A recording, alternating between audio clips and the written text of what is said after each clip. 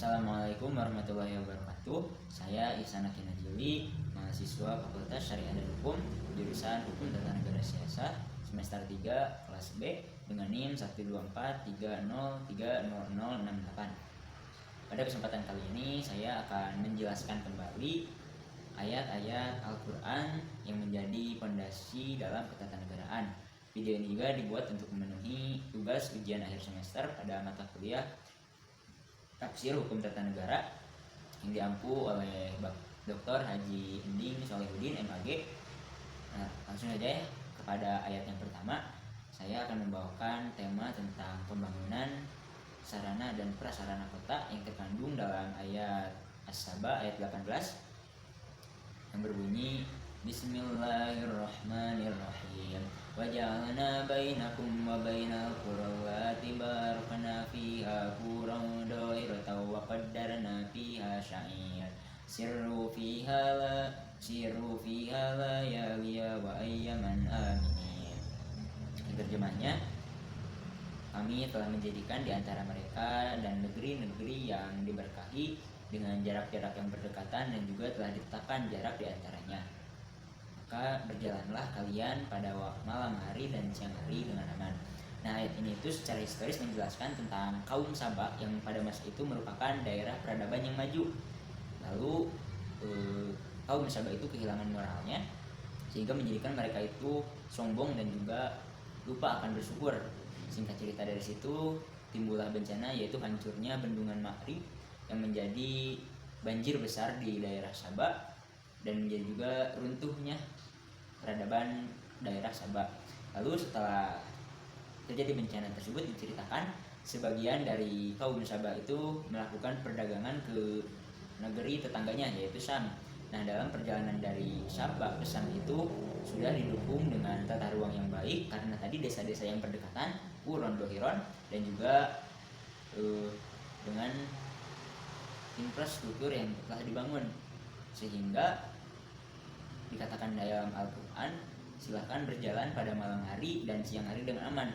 Nah, jadi ketika ada kaum Sabah yang melakukan perjalanan dari Sabah ke Syam dan mengalami kelelahan ataupun ingin beristirahat, mereka itu dimudahkan karena desa-desa yang berdekatan sehingga mudah untuk menginap, tidak perlu berdiam di tengah padang, dan juga di penginapan tersebut itu di daerah-daerah tersebut itu tumbuh subur sehingga mereka bisa melakukan pertanian bercocok tanam. Nah, inti dari ayat ini yaitu pentingnya pembangunan sarana dan prasarana kota karena untuk menunjang kesejahteraan sosial, kesejahteraan ekonomi, dan juga konektivitas antar daerah, sehingga penting dibangun akan prasarana dan tata ruang yang baik. Lalu juga kandungan dari ayat ini salah satunya yaitu harus bersyukur atas apa yang telah Allah berikan. Lalu ayat yang kedua, lanjut ayat yang kedua tentang sarana dan prasarana pertanian yang terkandung dalam Quran surat Al-Furqan ayat 49 yang berbunyi Bismillahirrahmanirrahim. Liyuhyiya bihi baldatan mayyitan wa nusqiyahu mimma khalaqna an'aman wa anasiya katsira. Yang artinya, agar dengannya air itu kami menghidupkan negeri yang mati dan memberikan minum kepada apa yang telah kami ciptakan, an'aman hewan-hewan ternak, wa anasiya katsiron dan manusia yang banyak. Nah, dalam kandungan ayat Al-Furqan ayat 49 ini menjelaskan tentang air yang turun dari langit, air suci yang turun dari langit, yaitu air hujan. Air hujan ini menjadi salah satu instrumen kehidupan kita saat ini, karena dengan air bisa menghidupkan negeri yang mati dalam artian tandus, sehingga menjadikan tanahnya yang subur, tumbuhannya yang subur, hewan-hewan ternak dapat minum, begitupun dengan manusia sendiri itu bisa memanfaatkannya sebagai minuman. Nah, lalu dari sinilah ayat ini itu menggambarkan bahwa hujan itu bukan hanya sekedar fenomena alam, tetapi juga sebagai rahmat yang Allah turunkan bagi umatnya. Nah, lalu dari sinilah manusia itu jangan sampai merusak alam dengan keegoisannya kebutuhan air.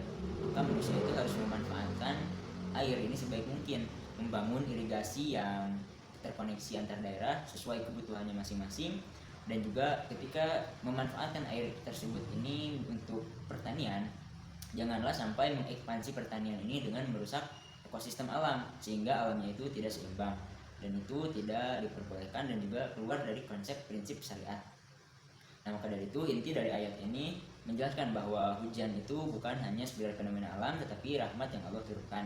Begitupun dalam pemanfaatannya ditekankan jangan sampai merusak ekosistem dan keseimbangan alam, karena di ayat yang juga disebutkan bahwa air tersebut ini bukan hanya untuk manusia saja tetapi untuk hewan-hewan dan tumbuhan makhluk hidup yang lainnya.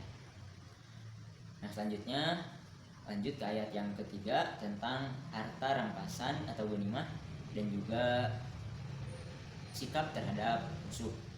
Ayatnya ini terkandung dalam Quran surat Al-Anfal ayat 69 dan 70, yang dimana ayat 69 ini menjelaskan tentang harta ghanimah rampasan, dan ayat 70-nya itu menjelaskan tentang sikap terhadap para tawanan. Nah, ayatnya itu berbunyi, ayat 69, Bismillahirrahmanirrahim. Fakulu mimma ghanimtum halalan thayyibah wattaqullaha innallaha ghafurur rahim. Maka demikian makanlah sebagian dari harta rampasan yang telah kalian ambil, anggaplah makanan yang baik dan halal, dan bertakwalah kalian kepada Allah, sesungguhnya Allah Maha Pengasih lagi Maha Pengampun lagi Maha Penyayang.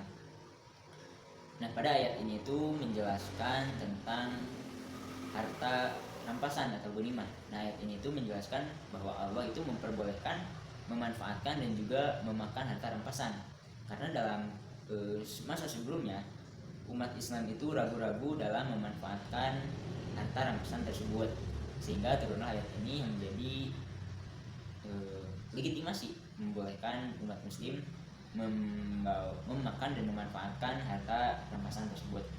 Bahkan dikatakan dalam tafsir Ibnu Katsir itu dijelaskan bahwa ayat 69 ini merupakan ayat yang meringankan, karena pada sebelum-sebelumnya umat muslim itu tidak pernah memanfaatkan dan memakan harta rampasan. Tetapi wattaqullah innallaha ghafurur rahim. Nah, dalam memanfaatkannya itu ditekankan prinsip moral syariat agar memanfaatkannya itu tetap sesuai dengan syariat Islam, tidak dipergunakan memanfaatkannya untuk hal-hal yang buruk. Jadi inti dari ayat ini yaitu tentang Allah yang memperbolehkan umat Islam memakan dan juga memanfaatkan harta rampasan, tetapi tetap harus menekankan prinsip syariat agar tidak memanfaatkannya kepada hal-hal yang buruk. Lalu ayat selanjutnya ayat 70 Al-Anfal ayat 70 yang berbunyi, Bismillahirrahmanirrahim. Ya ayyuhan nabiyyu qul lima fi aydikum minal asyra'i ya'lamillahu fi qulubikum khairan yu'tikum khairan mimma ukhidda minkum wa yaghfir lakum wallahu ghafurur rahim. Terjemahnya, wahai Nabi, katakanlah kepada para tawanan yang berada dalam kekuasaan kalian, jika Allah mengetahui ada kebaikan dan keimanan dalam hati kalian, niscaya Allah akan menggantinya dengan yang lebih besar dari apa yang telah diambil darimu dan akan mengampunimu. Sesungguhnya Allah Maha Pengampun lagi Maha Penyayang. Nah, dalam Quran surat Al-Anfal ayat 70 ini menjelaskan tentang sikap terhadap para tawanan, di mana ayat ini itu memerintahkan kepada Nabi untuk menyampaikan kepada para tawanan, jika kalian para tawanan masih memiliki niat yang baik dan keimanan, niscaya Allah itu akan berjanji akan menggantinya dengan apa yang lebih besar dari apa yang telah diambil darinya. Diambil darinya itu harta para tawanan yang diambil oleh kaum muslim sebagai harta ghanimah tersebut. Nah, jadi Allah akan menggantikan harta yang diambil dengan lebih banyak lagi jika para tawanan itu memiliki niat yang baik dan keimanan, dan juga Allah akan mengampuni para tawanan tersebut, karena sesungguhnya Allah itu kan Maha Pengampun lagi Maha Penyayang.